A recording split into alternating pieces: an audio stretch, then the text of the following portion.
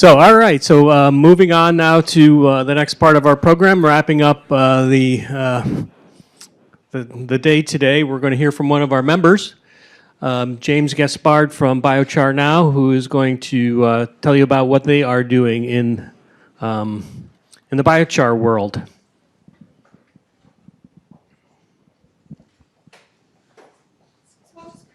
Yeah, thank you. Yeah, it's a totally different crowd presenting to today. Last weekend, I presented at a conference at 10,000 cannabis and hemp growers. So today, we actually made it to lunch where I heard dude or bro. So it's a different crowd. I know, they didn't, yeah. No, but it's great. But appreciate the invitation to speak with you. Basically, Biochar now, we've been doing this company for about 7 years. Okay, and we're a totally different company. If you Google biochar, you'll have over 1 million hits, and over 90% of that stuff is snake oil, and it's just, it's pretty scary what's out there on the internet. But especially for those people who believe everything on the internet's real. We have all the certifications. We had to patent our own system for production. We make basically a high-quality carbon. If I had to go back and do it all over again, I would have never called my product biochar. But at the time, I didn't know the industry was such a wild, wild west. We're actually the only biochar that's formally approved by the U.S. EPA to even release our product in the environment. So that kind of tells you the status of the industry when you got all these people claiming they're doing this, that, and the other thing, and we're actually the only one that's formally approved. And it's probably because most of them don't even know you're supposed to have approvals, but that's another story. We're in a lot of different markets, and this presentation is for water treatment and algae treatment. Okay, so we have different size products for different markets. This is a size product that we use in our water application. This is what our product starts to look like, electron microscope. We make it out of softwood. You can make it out of anything. We can make it out of hardwood, whatever. But for water treatment, pine or any softwood is best because when you get to the electron microscope level, you'll see there's a lot of macropores for large organic molecules. If you make char out of hardwood or nutshells or stuff, it just won't clean up certain water pollutants because they just won't fit in the pores. So our product basically is extremely clean. What makes it work in the water is we do a slow pyrolysis system, and we heat it at over 1,200 degrees Fahrenheit in a vacuum environment for over 8 hours. So what we do is we literally we blow out all the tars and lignins and everything in there, and we transform the cellular structure into a graphene type structure. And we impart upon the wood the cation exchange property. So you can think of us as basically the easiest in this market would think of us sort of like as activated carbon or activated charcoal, but we have a cation exchange property on top of that. So we'll bind up molecules that the activated carbons won't touch. And I'll explain for the second life of the char, we're home for microbes and stuff, but I'll get to that in a minute. For phosphorus, we remove 99.9% of the phosphorus we come in contact with. That's something that most carbons won't do. We also can take up nitrates and ammonias and things like that, but for the algae removal, that's what's important for at least our application in algae removal. The nitrates will evaporate eventually, okay, but phosphorus bioaccumulates. So until you get the phosphorus actually out of the system, you're just going to have the legacy phosphorus you were everybody spoken about earlier. We also hold almost 6 times our weight in water. So I sell my product by volume because most of the stuff you buy on the internet, if it's selling you by a pound, they're shipping you water. And their pores are all plugged with tars and lignins, most of them. We also take up heavy metals. Not on this, so we do mine reclamation work. We actually have a patent cleaning up mine water, but that's not this conference. We also, not on this list, we sorb mercury, more effective than we're doing a major project with DuPont, and we're cleaning up the South River which is here in this part of the world, and mercury pollution, South River, the Shenandoah River, to the Potomac River. So you're not supposed to eat fish anywhere for 300 miles. But we're being used to absorb the mercury out of the river with DuPont. And we also absorb PCBs, dioxins, pharmaceuticals, things that aren't on the list. But we've got the testing to show we absorb those things as well. Now, we're not a miracle worker. I mean, like lithium, I only absorb 39% of that, so you don't want to use me to clean up lithium, unless you can't find anything better. But we're not the fit for everything. But for algae blooms, we do work. What you do, I'll get to the photos here in a minute. This was one lake I was just going to mention legacy phosphorus on. This was a couple 100-acre lake. We put socks in there, pulled the phosphorus out, and then the chart went down to pull the phosphorus, and then it had a massive spike. What happened, and then it pulled it out again. What happened with the massive spike was all the muck at the bottom remineralized. So the legacy phosphorus went back in the water, and we pulled that out. It's a very simple system. We just literally put the biochar in socks, hang the socks in the water column, and let the wind move it through. Now, if you have an aerator, fine, it moves it quicker. But it's pretty simple. You can't get much simpler than that. And as the water moves through the socks, it pulls the phosphorus out. It pulls other things, but the phosphorus is what's the important thing here. We have received a patent on this system. And then you just add more. I sell to lake treatment customers, right, the lake treatment companies, and we've done about, I think, we're probably getting close to 100 lakes so far, but we don't publicize what we do, and those customers don't my customers don't publicize. This is the first meeting I've been in any kind of water treatment organization, even let them know what we're up to. I mean, just today we shipped to 2 more reservoirs, so the word's getting out among the lake management community anyway. And then you take the bags out, and that removes the phosphorus out of the water, and you put more in, just continue the cycle till it's done.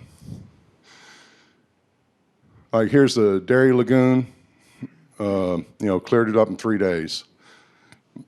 My problem as a capitalist is I can't, it doesn't take much. I mean, we clean this thing up for less than $200 in product. There's a lake in Denver area. It's a reservoir.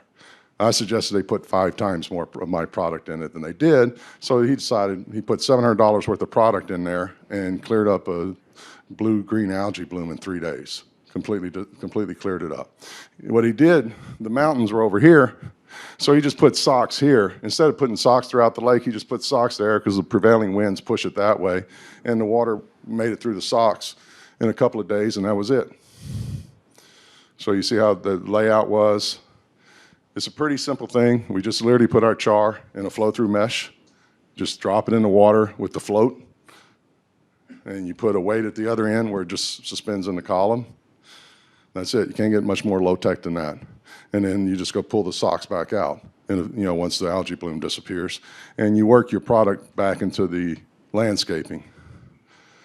And that's where the cost effectiveness comes from. As I sell it to the customer, we'll either take the product back and resell it. I have 2 national lawn care companies that I sell to. I sell to a lot of specialty ag people, but the lawn care companies, first thing they do is rip the bag open and pour fertilizer on it, and then working in the landscaping. So this way, we're just naturally loading the char up with the nutrients and putting it back in the environment where it's supposed to be.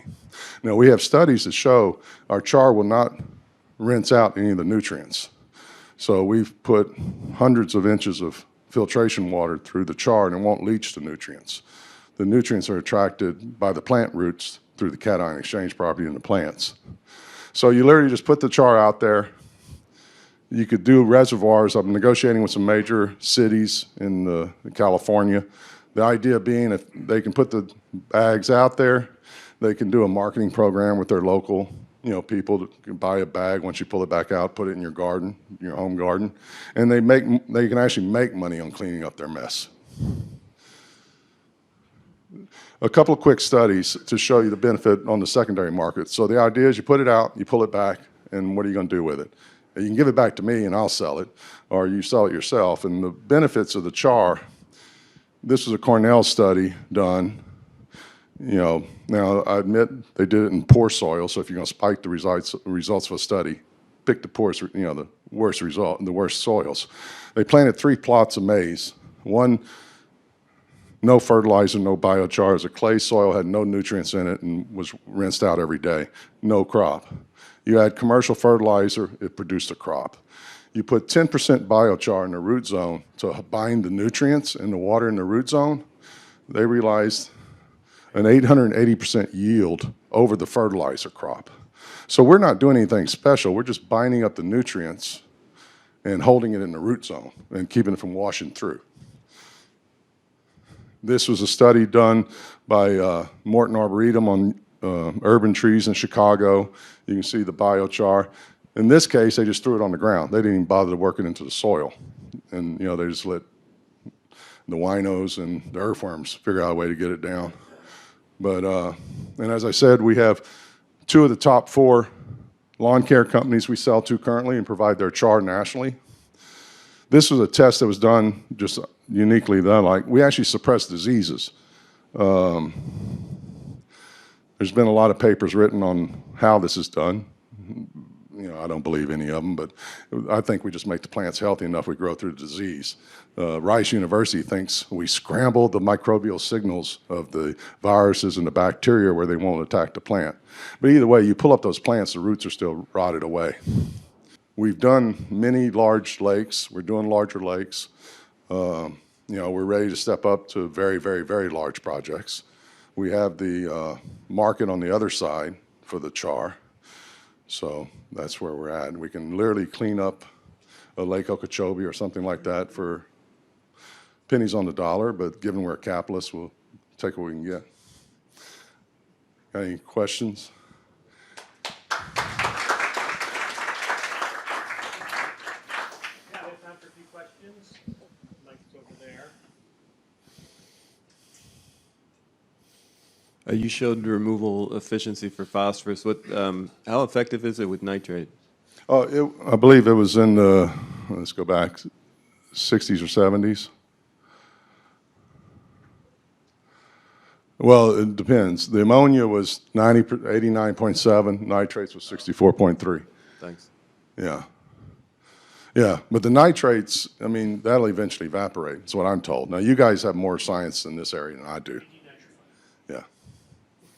Oh, goodness. And that data slide with the starting milligrams per liter of 284 for the orthophosphate, the middle row, left side. Yeah. Do you have a handle on what the absorptive capacity of the biochar is at that? That's a infinite problem concentration? too. We haven't reached breakthrough yet. The Corps of Engineers was trying to do some breakthrough studies because they want to use this at military bases, and they couldn't get the breakthrough. What I do is recommend my clients swap socks out every 6 months or a year. They haven't listened to me yet. We've got one filter that's been in the water for 5 years so far, and it's still sorbing. That's another problem why I haven't chased this market much. We've done some work with biochar, and in fact, we're working with biochar right now as far as removing bacteria from solutions. So when you go into these lakes, certainly nutrients are an issue, but there's likely pathogens or at least indicator organisms. Yeah. Is there any interest in looking at that? Plus, on kind of that'd be the benefit, but then the downside would be you take these socks that now potentially have elevated concentrations of E. coli, what have you. People put this in their garden or in their vegetable crops. Is there any concern, or has been there any work that maybe you're transferring? Yeah, to answer your question, the School of Mines, Colorado School of Mines, because I know there's other School of Mines in other states, they've actually done work for Denver Water, show we're more cost-effective at absorbing E. coli than their UV radiation system. But what they're doing there is they're doing biochar filters like in the Platte River where the runoff comes from the city and the dog, goes by ag areas. So they're just leaving it in situ. They haven't pulled it back out yet. But The one thing that I would mention is like what's in the blue-green ant? Microcystin. Yeah. Studies have been done because, yeah, when we pull the socks back out, we've absorbed all that. That totally disappears out of the water. But they've discovered if you just leave the char sitting there after so many days, everything's dead. How does this work? You can remove both metal ion and also phosphate, is it? And the example I cannot see very clearly. You can remove Yeah. Look, like cadmium. Yeah. all I can tell you is we do a different process than anyone else. It's a slow paralysis at extremely high temperature in a vacuum for like 8 hours. And it's one of those things like you remember the T-shirt, you had a formula over here and then a miracle happens and you have a result. I can't even tell you why our stuff does what it does. I mean, we've been trying to study it and universities have been studying it. It pulls the stuff out. I was going to say, I think the science, we know more about what biochar absorption, cations, but it's the anions that is still a head scratcher. But Yeah, there's well- probably some microsites, some heterogeneities, and there's various mechanisms that have been proposed. Yeah, no, and we make it differently than other people, and we're at a temperature above where other people do for a lot longer and in a vacuum versus a non-vacuum. All right, so we're going to move on, though. Thank you, James. James Thank will be you. around. And